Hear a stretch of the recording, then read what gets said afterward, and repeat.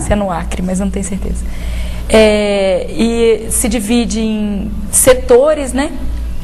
Setores de produção, setor de saúde, setor de educação, e vem nesses 25 anos consolidando sua posição dentro da sociedade brasileira de luta pela reforma agrária e também uma luta pela transformação da realidade, não só no campo, mas de toda, né, para toda a classe trabalhadora. Então a gente vem buscando terra e vem buscando emancipação popular também, né? Temos várias atividades na área de educação, milhares de pessoas alfabetizadas em todo o país, né? A própria escolarização também, que é feita nas áreas de assentamento e fora do assentamento também. Nós hoje temos cursos de graduação, né? De pós-graduação, escolas técnicas espalhadas em todo o país. Do MST? Do MST. Sim, do MST, e em convênios também com universidades federais. Uhum. Temos avanços importantes também na área de saúde, né, de saneamento rural, trabalho muito importante com plantas medicinais e resgate histórico, né, e prático, isso, na área da segurança alimentar, resgate das sementes crioulas, né, do modo de produção agroecológico, que é o modo de produção que a gente acredita ser mais viável, tanto do ponto econômico quanto do ecológico, né, que é o uso de sementes nativas, né, de plantas adaptadas às regiões, né, o não uso de agrotóxico, não uso de transgênicos para a produção de um alimento saudável, né. Temos avanços também importantes na elaboração teórica para a resolução dos problemas brasileiros. Temos aí muitos militantes engajados nessa tarefa de pensar um Brasil onde caibam todos, né? Onde a gente consiga diminuir essa discrepância entre os ricos e pobres. Eu queria que você contasse uma coisa que você ia começando a me contar a hora que chegou a hora, quando chegou a hora de começar a gravar.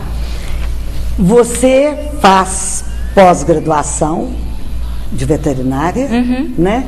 E a sua especialização é em quê? Sim, eu fiz uma especialização em economia política na Universidade Federal do Espírito Santo, através de uma conquista do MST junto a essa universidade, né? Foi montado um curso de 2 anos, né, com certificado reconhecido pelo MEC, de especialização em economia política. Tinham 60 alunos de todo o Brasil, né, que estudaram, os melhores professores. Do MST, os alunos?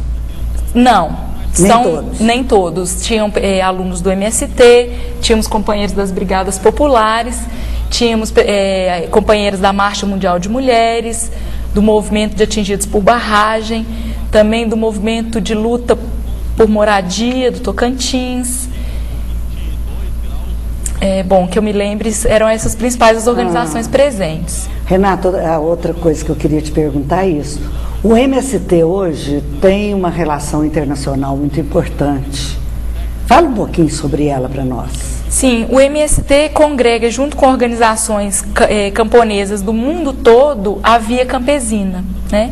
A Via Campesina, ela é uma organização internacional que visa agrupar todas as organizações camponesas de luta, né, que se identificam com essa necessidade, até mesmo diria hoje, de sobrevivência do modo de ser e de viver, né, rural, e principalmente no enfrentamento às transnacionais, do agronegócio, né, e do latifúndio, que não é um problema só brasileiro, né, é um problema mundial.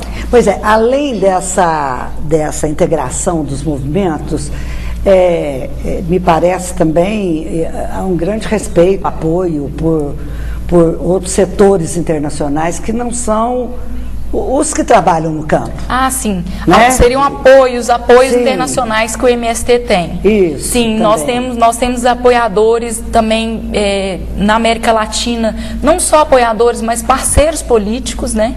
Vários.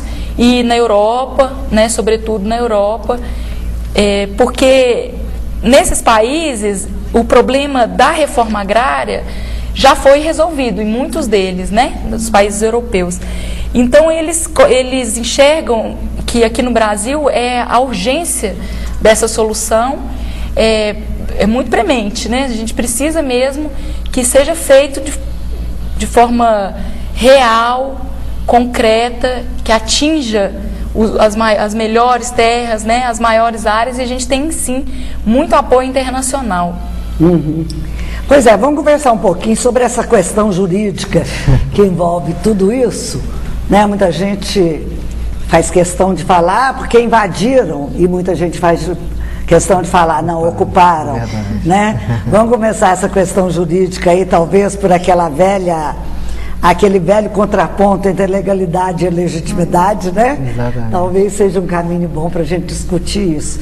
Então eu queria que você contasse um pouquinho, junto, né, com isso que certamente vai caber aí, mas a gente começar também pelo RENAP, né? O que significa pela RENAP, né? A rede. E como é que, na mesma linha dos outros, quando que ela começou a existir, como é que funciona, como é que está organizado? Ok, Maria Grafa. A RENAP, ela é uma rede nacional de advogados e advogadas populares. Ela nasce também juntamente com os anseios pela justiça, pela liberdade, pela democracia e pelo acesso à terra, juntamente com a organização do MST. Existiam advogados que atuavam no meio sindical na década de 70, e quando começa-se essa organização das comunidades eclesiais de base na década de 70, em 75 a CPT se organiza, a Comissão Pastoral da Terra, e esses advogados que atuavam no meio sindical, na luta pelos direitos boias frias, na luta contra a resistência à ditadura, então esse grupo também foi se organizando, e quando se organiza o MST há 20 anos, 25 anos, né, atrás, haviam vários advogados que tinham uma inquietação para fazer uma leitura do direito, não aquela leitura formalista, legalista, positivista, né? Então queriam, esses advogados tinham essa inquietação, essa angústia de fazer essa releitura do direito, para que esse direito pudesse ser acessível aos mais pobres, às populações que não têm acesso à justiça. Então, esse grupo de advogados se reúne e começa a se organizar também a partir das lutas pela reforma agrária, a partir das lutas pelo direito à moradia, pelas lutas pelas injustiças, pela resistência contra a repressão do Estado naquela época ditatorial, e hoje também um Estado em que pese ele ser democrático, mas ainda tem muita discrepância nos acessos da distribuição de renda, de trabalho, emprego para todos. Então, esses advogados que atuam nesse meio, eles se organizam numa rede informal, né? Eles são advogados voluntários e atuam pelos movimentos sociais e sindicatos. Geralmente, a maior parte em atuação pela luta pela reforma agrária. Eu não diria apenas pela reforma agrária, mas também pelo acesso à justiça. E reforma agrária seria uma questão para a gente discutir, a luta pela democratização do espaço agrário, que a reforma agrária seria um tópico dentro dessa luta maior. Então, a reordenação fundiária do brasileira, que também é um problema muito sério, porque as raízes de todos os conflitos é a falta de acesso à terra, seja a terra rural, seja a terra urbana. Então existe uma concentração de terra, uma concentração fundiária que está na mão dos grandes latifúndios. Então desde de 64, com o lançamento do Estatuto da Terra, o Estatuto da Terra preconizava, ou seja, o Estatuto da Terra determinava, que é uma lei federal, falando assim, olha, a reforma agrária ela será para extinção gradual tanto do minifúndio quanto do latifúndio. Minifúndio são aquelas pequenas propriedades que